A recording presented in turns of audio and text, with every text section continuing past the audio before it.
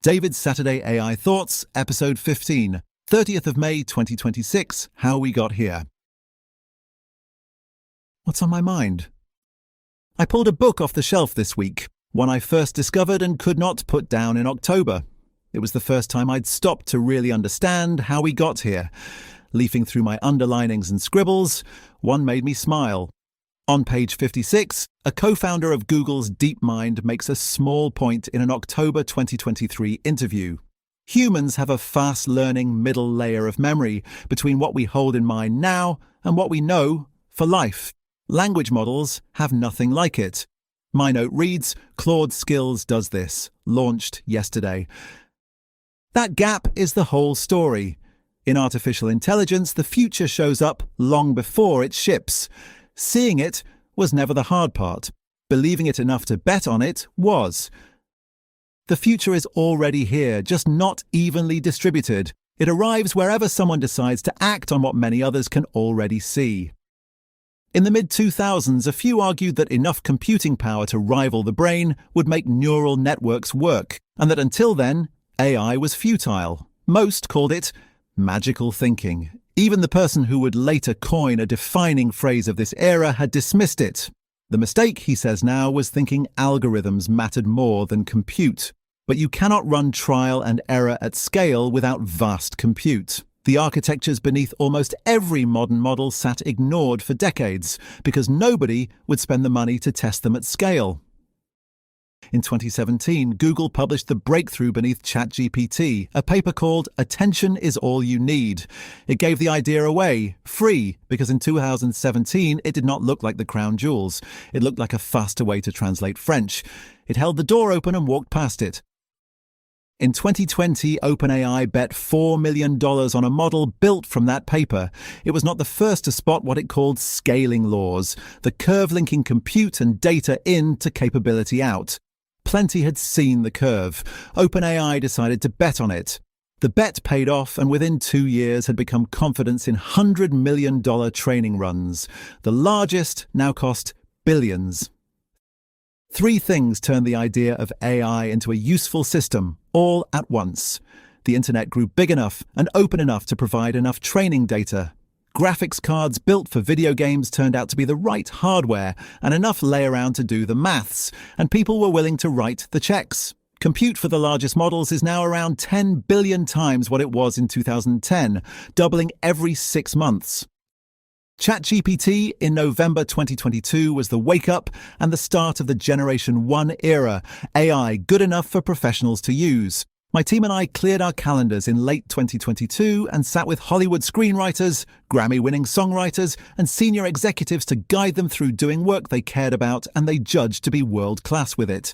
Eyes lit up every time. In late 2023, we helped one of the world's largest consumer goods companies innovate faster. But adoption was slow. A year on, most organizations still had not moved. By mid-2024, only around 5% of companies used AI officially, despite 75% of knowledge workers using it privately, half of them hiding it from their bosses. Individuals adopted, organizations slept. Then the models got better, in 2 ways that mattered. In late 2024, OpenAI shipped the first reasoning model, trained to think for longer before answering, rather than quickly reaching for a first instinct. 8 months earlier, one of the field's most informed observers had doubted this kind of training would add any new capability. It did. Plot the older models on a log scale, then the reasoning ones, and you get 2 growth rates. 2 curves, not 1. They also learned to use tools, 1 at a time. Calculation, to do arithmetic. Search, to check facts rather than half recall them. Computer use, to click, type, and act. Then the agent era. The unlock had been named months before it arrived. Not bigger context windows, but reliability. A model that is 80% reliable, doing 5 things in a row, succeeds about 1/3 of the time. At 95%, about 3/4. Cross that line and long-running agents finally work. That is Generation 2, the world we stepped into about 5 months ago. Agentic systems now reliably do the equivalent of many hours of expert work at a single press of a button. Every 4 months they do roughly twice what they could before. Meanwhile, businesses leapt into action but soon learned that AI adoption was more reliant on organizational change than on technology rollout. And even when you have a blueprint, organizational change is slow and hard. Individual productivity benefits came quickly, but large team and organizational level benefits are still being sought by most firms. There's a pattern to the AI advances that got us here. Each time a few saw them, fewer believed them, enough to act. And most waited. The waiting was never for want of information. The future sat on the table for anyone willing to pick it up. It still does. What comes next is as visible now as every step before it. The only question that has ever mattered is who acts on what they can already see. In coming weeks, I will share Where We're Going Next, written with Rob Wild at LEK. We have formed our view, but we would rather hear yours first. Reply with a paragraph on something you can see in the next 5 years that excites you, scares you, or that most people are missing. We will publish them online, anonymously, or as you prefer.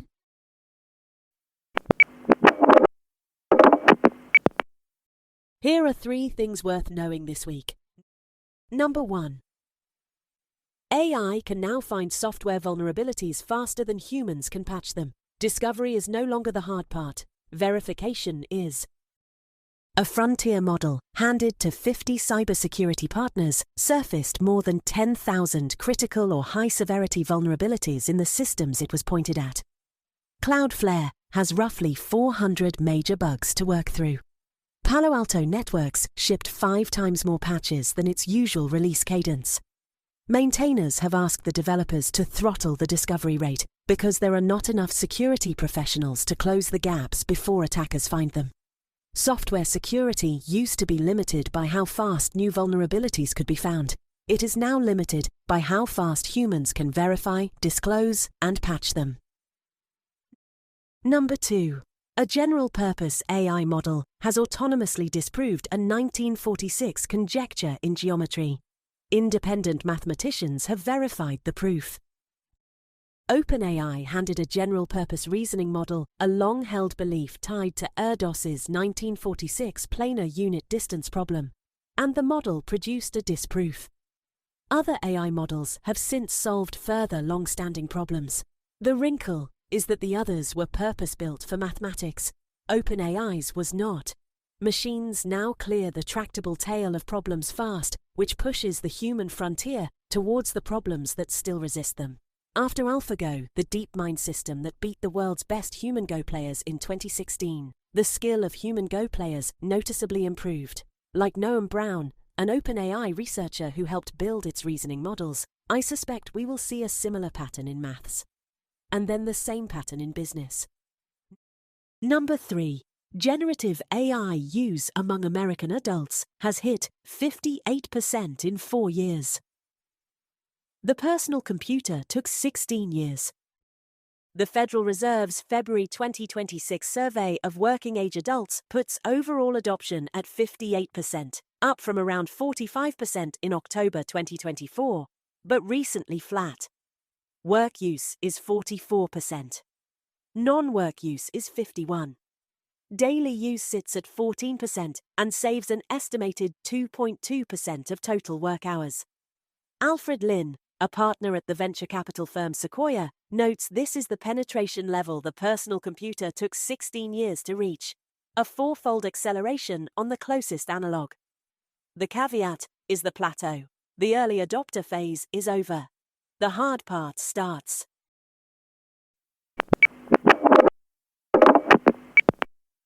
Three things to try. Number 1, ask the model what else it needs to know. The most productive sessions I see with senior leaders don't open with a clever prompt. They open with the user pasting context, their role, the situation, what they're trying to do, and then asking 2 questions. First, what else do you need to know about me to help me well? Second, what could you do for me right now that I haven't asked for? The first surfaces gaps the user wouldn't have spotted. The second produces use cases the user didn't bring. The blank prompt paralysis dissolves. Number 2, either AI challenges you at the start or you challenge AI at the end. don't skip the challenge. A leader I sat with this week had let an AI output stand without pushing back. My diagnosis: 2 patterns work and 1 fails. You can challenge before the model starts. Share your point of view and ask the model to challenge it. Force it to surface the holes and the strongest counter-argument. Or you can challenge after the first draft, force a rewrite, name what's wrong, make it earn the second pass. The pattern that fails, and the one I see most, is reading and accepting. Pick one of the 2 postures and don't drift into the third. Number 3, ramble into the microphone, let the machine find the structure. A managing director I coached this week outlined obsessively, some 700 words of outline for a 1,500-word article. The cost of structuring before writing was eating his weekend. The fix was inverting the order. Pick up your phone, dictate the mess, paste the transcript into your model, ask it for the through line. Structure becomes the cheap thing. Particularly powerful for the executives who think by talking, which is more common at the top than people admit.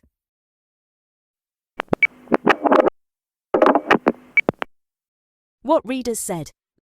Last week's edition on Elliot's maths homework drew the warmest post bag in weeks and the sharpest counter anecdote. One reader wrote in from a similar evening, this time a chemistry problem with their 14-year-old. The teenager misspecified the AI query, got a different answer to the parents, and absolutely refused to back down.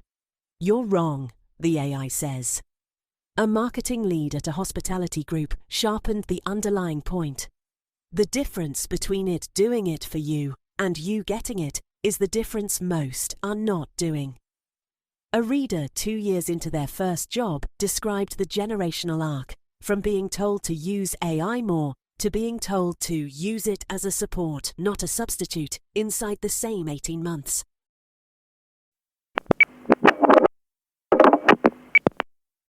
What readers were posting on LinkedIn this week echoed the essay's split between individual and organizational adoption.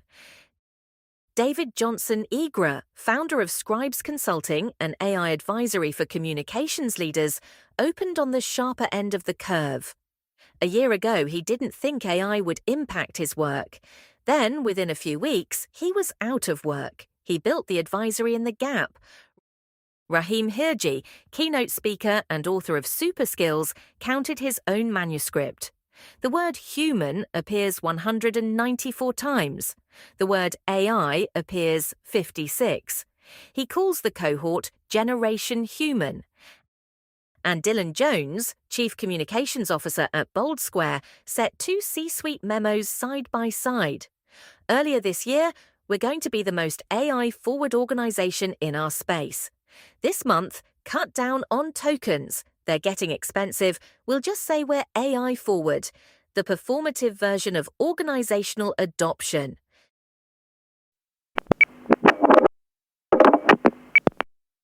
That's it for David's Saturday AI Thoughts this week.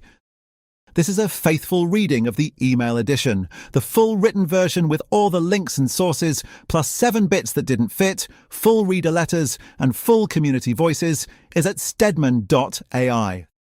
Thanks for listening.